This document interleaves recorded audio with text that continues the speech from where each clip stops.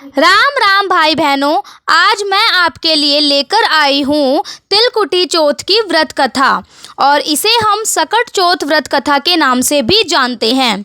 ये जो व्रत किया जाता है संतान प्राप्ति के लिए किया जाता है और संतान प्राप्त होने के बाद 1.25 मन तिलकुटा लेकर उद्यापन कर देना चाहिए। चलिए हम शुरू करते हैं ये सकट चौथ व्रत कथा। आप सभी इसे पूरा ज़रूर सुनिए, ये आप सभी लोगों के लिए बहुत ही फलदायी होगी। चलिए शुरू करते हैं हम तिलकुटी चौथ की व्रत कथा। एक साहूकार और एक साहूकारनी थे। वह धर्म पुण्य को नहीं मानते थे, इसके कारण उनके कोई बच्चा नहीं था। एक दिन साहूकारनी पड़ोसी के घर गई। उस दिन सकट चौथ था, यानी कि तिलकुटी चौथ का व्रत था। वह पड़ोसन सकट चौथ की पूजा करके कहानी सुना रही थी। साहूकारनी ने पड़ोसन से पूछा कि तुम क्या कर रही हो? तब पड़ोसन बोली कि आज चौथ का व्रत है, इसलिए मैं कहानी सुना रही हूँ। तब साहूकारनी बोली, चौथ के व्रत करने से क्या होता है? तब पड़ोसन बोली, इसे करने से अन्न, धन, सुहाग, पुत्र सब कुछ मिल जाता है। तब साहूकारनी ने कहा, यदि मेरा गर्भ रह जाए तो मैं भी 1.25 सेर तिलकुट करूंगी और चौथ का व्रत ज़रूर करूंगी। श्री गणेश भगवान की कृपा से साहूकारनी के गर्भ रह गया तो वह बोली कि मेरे लड़का हो जाए तो मैं 2.5 सेर तिलकुट करूंगी। कुछ दिन बाद उसके लड़का भी हो गया तो वह बोली कि हे चौथ भगवान, मेरे बेटे का विवाह हो जाएगा तो 5.25 सेर का तिलकुटा करूंगी।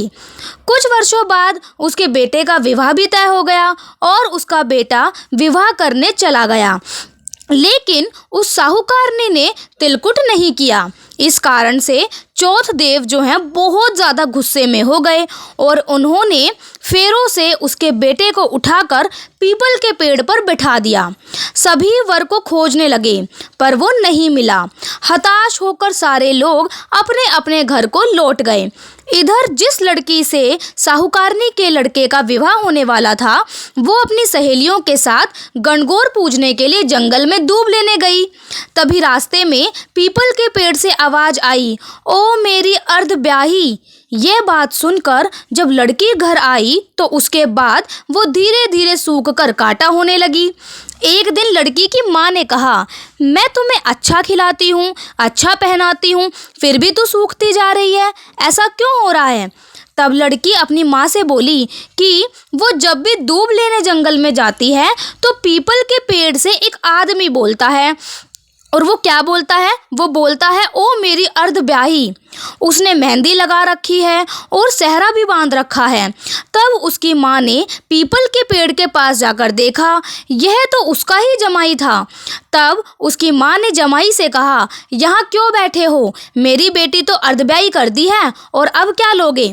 साहूकारनी का बेटा बोला, मेरी माँ ने चौथ का तिलकुटा बोला था लेकिन किया ही नहीं, इसलिए चौथ माता ने नाराज़ होकर यहाँ पर मुझे बिठा दिया है।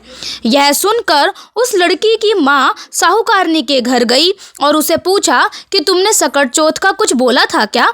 तब साहूकारनी बोली, तिलकुटा बोला था। उसके बाद साहूकारनी बोली, मेरा बेटा घर आ जाए तो 2.5 मन का तिलकुटा करूंगी। तो इससे श्री गणेश भगवान प्रसन्न हो गए और उसके बेटे को फेरों में लाकर बिठा दिया। बेटे का विवाह धूमधाम से हो गया।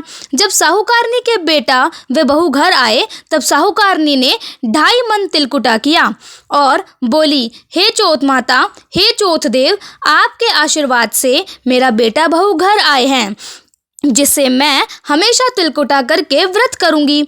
इसके बाद सारे नगरवासियों ने तिलकुटा के साथ सकट व्रत करना भी शुरू कर दिया। हे सकट चौथ, जिस तरह साहूकारनी को बेटे बहू से मिलवाया वैसे ही हम सबको भी मिलवाना। इस कथा को कहने सुनने वालों का सबका भला हो। बोलो तिलकुटा चौथ माता की जय, श्री गणेश भगवान की जय। मैं आशा करती हूँ आपको ये कहानी बहुत ही पसंद आई होगी और ये आप सभी के लिए बहुत ही फलदायी रहेगी। मिलते हैं अब दूसरी कथा के साथ, तब तक के लिए राम राम।